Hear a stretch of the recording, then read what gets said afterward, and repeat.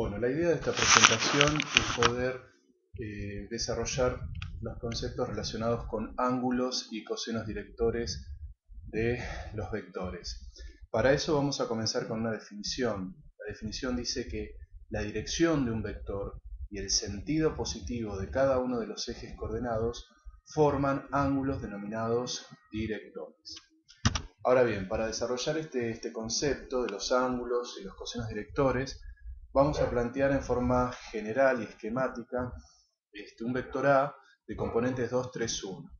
Este vector, si lo representamos de manera esquemática en este sistema de referencia, tenemos que este sería el vector A, esta sería el eje X, este sería el eje Z, y acá está graduado el eje Y, pero el eje Y en realidad lo podemos leer acá, ¿no es cierto? Entonces tenemos el eje Z, el eje X y el eje Y, y tenemos nuestro vector A. Esta representación gráfica se hizo con un software de versión libre, o sea que se puede bajar de manera gratuita en la web, que se llama Microsoft, Matemática de Microsoft. Y les voy a mostrar un breve ejemplo de cómo quedaría este gráfico o cómo se podría hacer este gráfico en este programa que les comenté. El programa es el Microsoft Matemática de Microsoft.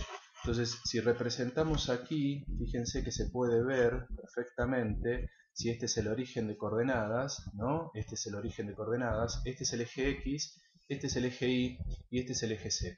Y acá vemos nuestro vector que nace en el origen y llega hasta este extremo, ¿sí? La idea sería que a través de este programa nosotros podamos girar, ¿no es cierto?, esta representación gráfica y podamos ver, por ejemplo, cuál es la posición que tiene nuestro vector con el eje Z, cuál es la posición que tiene nuestro vector con el eje X y la posición que tiene nuestro vector con el eje Y. Podemos darle un giro, ¿no?, en sentido horario o antihorario, tiene varias posibilidades. Entonces nosotros vamos viendo allí cómo, cuál es la forma que tiene este vector dentro del espacio geométrico.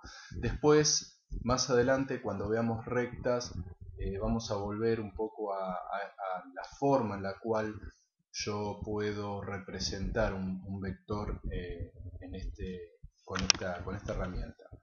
Bueno, bien, volvamos entonces a nuestra presentación.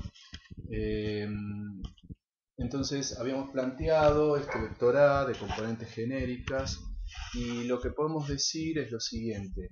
Ese es nuestro vector A. Nuestro vector A, si armamos un triangulito que tenga que ver con la componente que tiene el vector A con respecto al eje X y este segmento que surge desde unir el punto B al punto C, nos queda armado un triángulo que es el ABC.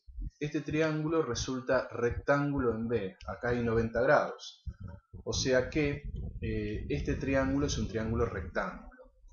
Alfa, si vamos a la definición, volvemos a la definición decía que la dirección del vector y el sentido positivo de cada uno de los ejes establecían los ángulos llamados directores, con lo cual, si nosotros vemos la dirección del vector y el eje X, acá tendríamos nuestro primer ángulo director, que sería el ángulo alfa.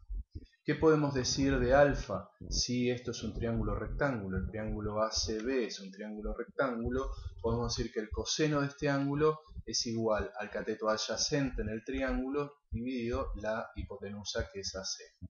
Y como esta hipotenusa AC es igual a la norma del vector A, entonces podemos decir que el denominador de esta fracción va a ser la norma del vector A. Recuerden que la norma es un número, es un escalar y es la longitud, ¿no?, la longitud de este vector.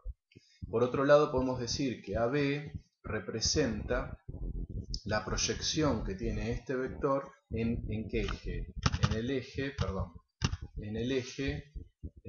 X, ¿sí? En el eje X, la proyección de este vector en el eje X. Con lo cual, esa proyección la denominamos AX. Quiere decir que este segmento lo denominamos AX y resulta la proyección del vector A sobre el eje X. Con lo cual nos queda que el coseno de alfa es igual al cociente entre AX y A. O sea, para repetir el concepto, alfa es el ángulo director y el coseno de ese ángulo alfa es el coseno director. ¿De qué vector? Del vector A. Con lo cual, el coseno director con respecto al eje X surge del cociente entre la proyección del vector sobre ese eje y la norma del vector. De la misma manera podemos trabajar con los otros dos ejes restantes. O sea, vamos a tener en total 3 cosenos directores.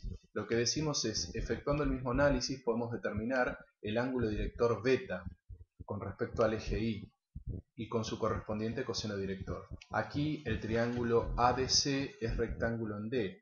O sea, tenemos este triángulo, fíjense, este es el vector A y este es el ángulo que está formando la dirección del vector ¿con quién? Con el eje de las Y. Este triángulo es rectángulo acá. Si nosotros podemos pensar la posición o el ángulo que tiene este lado y este lado es 90 grados. Ahora bien, en este triángulo rectángulo podemos pensar lo mismo que pensamos arriba, que el coseno de este ángulo es igual al cateto adyacente, que sería el AD, dividido la hipotenusa, que es AC. AC representa la norma del vector A y AD en este caso representa la proyección de este vector sobre ¿qué eje? El eje Y, que la llamamos AI. Con lo cual el coseno de beta queda como la proyección del vector sobre el eje Y, o la componente del vector sobre el eje Y dividido su norma. Lo mismo con Z. En Z lo que tenemos es la norma del vector, este es el eje Z, fíjense, este es el eje Z, está graduado acá, pero podemos leer al eje Z aquí al fondo. Este sería el eje X y este sería el eje Y. Entonces gamma sería el ángulo director del vector A con respecto al eje Z. En este triángulo que nosotros trazamos acá resulta en F, ¿sí? Rectángulo, acá hay 90 grados. Con lo cual decimos que en este triángulo el coseno es igual al cateto adyacente dividido la hipotenusa, ¿no? Recuerden que acá hay 90 grados. Y luego hacemos el mismo análisis anterior, o sea que AC representa la norma de A y AF representa la componente o la proyección de mi vector sobre el eje Z, la llamo AZ, con lo cual el coseno de este ángulo queda AZ sobre la norma de A. ¿Sí? Bien. Vamos a retomar nuestro ejemplo. Habíamos propuesto un vector A de componentes 2, 3 y 1 y vamos a calcular los cosenos directores de acuerdo a lo desarrollado anteriormente. Dijimos que el coseno del ángulo alfa era el ángulo director que formaba el vector con el eje de las X, es igual a este cociente, o sea, la componente en X del vector dividido la norma. La componente en X la sacamos de acá, ¿no? Esta es la componente en X, la componente en Y y la componente Z. Hablar de componentes es lo mismo que pensar en la proyección de ese vector sobre cada uno de los ejes. Con lo cual, la proyección del vector sobre el eje X va a ser igual a 2, ¿sí? O sea, a este 2. Y la norma, como ya seguramente se vio en la teoría, se calcula como la raíz cuadrada de la suma de las componentes del vector al cuadrado, ¿no? Entonces, la norma de este vector, si reemplazamos, es igual a esta cuenta o este cálculo. La norma de A es igual a raíz de 10 y el coseno del ángulo va a ser igual a 2 sobre raíz de 10. Bueno, y aquí podemos sacar que el ángulo es igual a este valor. Lo mismo hacemos con beta, ¿no? Con el ángulo director beta, sacando su coseno. Ahora tenemos que utilizar la componente en Y. Y ese es el valor de beta. Y por último, el ángulo director con respecto a z, que es gamma, sacamos su coseno considerando la proyección sobre el eje z, que es 1. Bueno, estos son los ángulos. Quiere decir que estos son los ángulos que forman este vector, en este caso con el eje x, en este caso con el eje y y en este caso con el eje z. Bien, existe una relación entre los cosenos directores y las componentes del versor asociado a un vector. Para eso tenemos que recordar a qué llamábamos versor asociado a un vector. Entonces lo que decíamos es que si teníamos un vector A, siendo este vector A distinto del nulo, el versor asociado a este vector A resulta otro vector que conserva la dirección y el sentido del vector A, pero su norma se transforma en 1, su norma módulo se transforma en 1. Con lo cual, si pensamos que la expresión del cálculo del versor asociado a un vector A se obtiene a través de tomar al vector, a las componentes del vector, y dividir cada componente del vector por la norma del vector, esto también ya visto en la teoría, observamos que los cocientes que quedan como componentes del versor A son los cosenos, ¿sí? Los cosenos directores del vector A. Recuerdan que este cociente daba el coseno director con respecto al eje X, esto con respecto al eje Y y esto con respecto al eje Z. Con lo cual podemos decir que el versor A se podría calcular como el coseno del ángulo director alfa, beta y gamma. Esta expresión. Luego, existe una propiedad de los cosenos directores. Quizás es importante resaltar esto. Quiere decir que si yo tengo los ángulos directores, calculando los cosenos de cada uno de ellos, obtengo el versor asociado al vector. O sea, un vector de norma 1 que tiene la dirección y el sentido del versor del vector considerado. Ahora bien, es importante conocer una propiedad de los cosenos directores de un vector. Si el versor asociado a un vector se calcula de esta manera, podemos decir que la norma de este versor se va a calcular con esta expresión, ¿no? Que ya la hemos visto. Y como la norma de este vector es 1, por tratarse de un versor, podemos plantear que 1 es igual a toda esta cuenta, ¿no? Elevando al cuadrado ambos miembros, lo que tendríamos es que 1 al cuadrado es igual a todo esto al cuadrado, o sea que 1 es igual al coseno cuadrado más coseno cuadrado de alfa más coseno cuadrado de beta más coseno cuadrado de gamma.